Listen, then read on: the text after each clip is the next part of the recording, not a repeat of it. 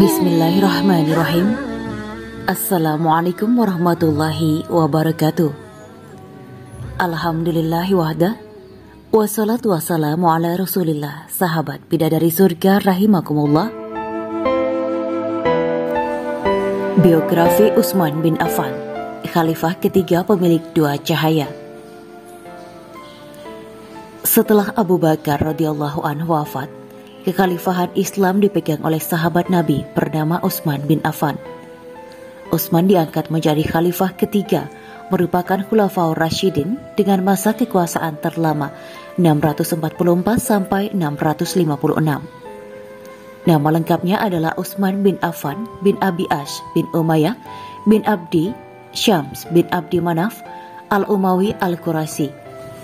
Pada masa jahiliyah beliau dipanggil dengan Abu Amr, dan pada masa Islam julukannya adalah Abu Abdillah, dan beliau digelari dengan sebutan Zunnuraini dikarenakan menikahi dua putri Rasulullah Shallallahu Alaihi Wasallam, yaitu Ruqayyah dan Ummu Kulsum. Ibunya bernama Arwa bin Quraish bin Rabi'ah bin Habib bin Abdi Syam, yang kemudian menganut Islam yang baik dan teguh. Keistimewaan Utsman bin Affan, Imam Muslim telah meriwayatkan dari Aisyah seraya berkata, pada suatu hari Rasulullah sedang duduk di mana paha beliau terbuka. Maka Abu Bakar meminta izin kepada beliau untuk menutupinya dan beliau mengizinkannya. Lalu paha beliau tetap dalam keadaan semula, tetap terbuka. Kemudian Umar minta izin untuk menutupinya dan beliau mengizinkannya. Lalu paha beliau tetap dalam keadaan semula terbuka. Ketika Utsman meminta izin kepada beliau, maka beliau melepaskan pakaiannya untuk menutupi paha terbuka. Ketika mereka telah pergi, maka aku, Aisyah, bertanya, "Wahai Rasulullah, Abu Bakar dan Umar telah meminta izin kepadamu untuk menutupinya, dan engkau mengizinkan keduanya. Tetapi engkau tetap berada dalam keadaan semula, membiarkan pahamu terbuka. Sedangkan ketika Utsman meminta izin kepadamu, maka engkau melepaskan pakaianmu, dipakai untuk menutupinya." Maka Rasulullah menjawab, "Wahai Aisyah, bagaimana aku tidak merasa malu dari seseorang yang malaikat saja merasa malu kepadanya?" Ibnu Asyakir dan yang lainnya menjelaskan dalam kitab Fadail As-Sahabah bahwa Ali bin Abi Thalib ditanya tentang Utsman, maka beliau menjawab, "Utsman itu seorang yang memiliki kedudukan terhormat dan dipanggil dengan Zunnuraini, di mana Rasulullah menikahkannya dengan kedua putrinya, pemilik dua cahaya." Keutamaan lain yang dimiliki Utsman yang tidak pernah dilupakan dalam sejarah Islam adalah beliau membukukan Al-Quran dalam satu versi bacaan yang membuat beberapa salinannya yang dikirim ke beberapa negeri-negeri Islam. Beliau juga memerintahkan umat Islam agar memusnahkan mushaf yang dianggap bertentangan dengan salinan tersebut. Atas izin Allah Subhanahu wa Ta'ala, melalui kebijakan Utsman, umat Islam dapat memelihara dan menjaga keaslian Al-Quran sampai saat ini. Diriwayatkan dari Imam Ahmad bin Hambal dalam kitab Musnadnya dari Yunus bahwa ketika Al-Hasan ditanya tentang orang yang beristirahat pada waktu tengah hari di masjid, maka ia menjawab, "Aku melihat Utsman bin Affan beristirahat di masjid, padahal beliau sebagai khalifah, dan ketika ia berdiri, nampak sekali bekas kerikil pada bagian rusuknya, sehingga kami bertanya, 'Ini Amirul Mukminin, ini Amirul Mukminin.' Berpulang ke rahmat Allah." Utsman bin Affan wafat pada hari Jumat 18 Zulhijjah 35 Hijriah. Riwayat lain mengatakan wafat pada pertengahan Tasyrik tanggal 12 Zulhijjah dalam usia 80 tahun lebih. Beliau dibunuh oleh kaum pemberontak atau Khawarij di rumahnya.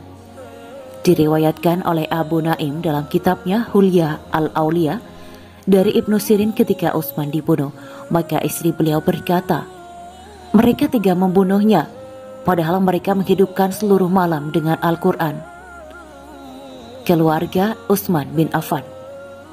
Ayah, Affan bin Abi al-As bin Umayyah bin Abdu Syam. Ibu, Arwa binti Quraish berasal dari Bani Abdu Syam. Dia ikut hijrah dan menjadi muslimah. Arwah meninggal pada masa kekhalifahan putranya, istri dan anak. Selama hidupnya, Utsman menikah dengan 8 perempuan. Dari pernikahannya, beliau dikaruniai 9 putra dan 6 putri. Berikut ini istri-istri dan anak beliau. 1. Ruqayyah binti Rasulullah Shallallahu Alaihi Wasallam.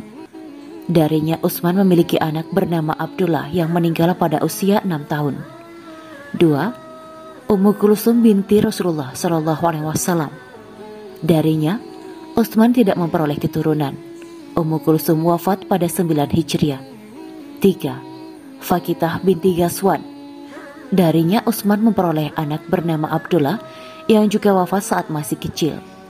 4. Ummu Amr binti Jundub yang memberinya beberapa anak, yaitu Amr, Khalid, Aban, Umar, dan Maryam. 5. Fatimah binti Al-Walid Al-Maksumiyah yang memberinya 3 orang anak, yaitu Sa'id, Al-Walid, dan Ummu Sa'id. 6. Ummu Al-Banin binti Uyainah binti Hisan Al-Fazariyah yang memberinya anak bernama Abdul Malik, namun ia meninggal dunia di usia dini. 7. Ramalah binti Syaibah bin Rabi'ah yang memberinya anak bernama Aisyah, Ummu Iban, dan Ummu Amr. 8. Nailah binti Al-Farafasya yang melahirkan Maryam Junior. Nailah berasal dari keluarga Nasrani di Kufa dan diislamkan oleh Aisyah Ummul Mukminin. Menikah dengan Utsman pada 649 saat pemberontak kaum Khawarij berusaha membunuh Utsman. Nailah yang berusaha melindungi suaminya tertebas pedang yang menyebabkan jari tangannya terputus. Prestasi Utsman bin Affan selama menjadi khalifah. Kaum muslimin pada zaman Khalifah Utsman bin Affan telah banyak membuahkan hasil. Pada zaman tersebut, kaum muslimin melanjutkan penaklukan-penaklukan terhadap negeri-negeri kafir di 2 arah, timur dan barat. Di arah timur, kaum muslimin telah berhasil menumpas pemberontakan yang terjadi di daerah Persia dan Khorasan, yang sekarang terbagi menjadi 3 negara, yaitu Iran, Afghanistan, dan Turkistan, dan daerah Azerbaijan yang merupakan negara bagian Uni Soviet dahulu dan ibu kotanya Baku. Ini bagian yang terbesar, adapun bagian yang terkecil mengikut kepada Iran. Kota yang terpenting adalah kota Tibris. Ditambah lagi bahwa kaum muslimin telah berhasil menaklukkan banyak daerah-daerah lain, semisal Tubristan di utara Iran sekarang dan negeri Al-Kharas yang terletak di tepi barat Laut Kaswin. Pada tahun 31 Hijriah, Raja Persia yang bernama Raja Yazdegerd III terbunuh, hingga runtuhlah negara Persia yang tidak bisa bangkit lagi. Di arah barat atau negara Romawi, kaum muslimin mendapatkan banyak kemenangan juga. Muawiyah bin Abi Sufyan, penguasa Syam, juga telah berhasil memerangi negeri Romawi hingga Amuria sekarang di Turki. Sebagaimana beliau juga berhasil menaklukkan Jazirah Kubrus dengan pasukan angkatan lautnya di Laut Tengah Mediterania. Di arah ini juga kaum muslimin berhasil menumpas pemberontakan di Mesir, tepatnya di Iskandaria, dan di Laut Tengah pasukan Islam dapat mengalahkan pasukan Romawi di suatu peperangan yang dikenal dengan Perang Zati Aswari. Berkat kemenangan-kemenangan ini, negara Islam menjadi negara kelautan. Mushaf Utsmani. Khalifah Utsman juga memiliki jasa yang lain. Beliau mempersatukan kaum muslimin di atas satu mushaf karena dikhawatirkan akan terjadi perselisihan di antara kaum muslimin dalam bacaan Al-Quran. Pada masa pemerintahan Khalifah Utsman bin Affan, wilayah Islam sudah sangat luas. Hal ini menimbulkan kekhawatiran akan terjadinya perbedaan pembelajaran Al-Quran di beberapa pelosok wilayah. Perbedaan itu meliputi susunan suratnya atau lafal dialeknya. Salah seorang sahabat bernama Hudzaifah bin Yaman melihat perselisihan antara tentara Islam ketika menaklukkan Armenia dan Azerbaijan. Masing-masing pihak menganggap cara membaca Al-Quran yang juga dilakukan adalah paling baik. Perselisihan tersebut kemudian dilaporkan oleh Hudzaifah bin Yaman kepada Khalifah Utsman bin Affan. Selanjutnya Khalifah Utsman membentuk sebuah panitia penyusunan Al-Quran. Panitia ini diketuai oleh Said bin Sabit, anggotanya Abdullah bin Zubair dan Abdurrahman bin Harits. Para sahabat ini menulis mushaf yang telah dikumpulkan oleh Said bin Sabit pada zaman Abu Bakar As-Siddiq, dan penulisan tersebut diteliti dengan matang. Tugas yang dilaksanakan adalah menyalin ulang ayat-ayat Al-Quran dalam sebuah buku yang disebut mushaf. Salinan kumpulan Al-Quran itu disebut mushaf. Oleh panitia mushaf diperbanyak sejumlah 4 buah. Salah satunya tetap berada di Madinah, sedangkan sisanya dikirim ke Suriah, Basrah, dan Kufah. Semua naskah Al-Quran yang dikirim ke daerah-daerah itu dijadikan pedoman dalam penyalinan berikutnya di daerah masing-masing. Naskah yang ditinggal di Madinah disebut Mushaf Al-Imam atau Mushaf Utsmani.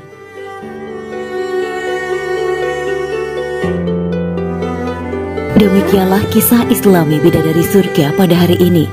Jangan lupa like, share, dan tinggalkan komentarnya agar kami semakin bersemangat dalam membuat konten yang lebih baik lagi dan dapat diambil ilmunya.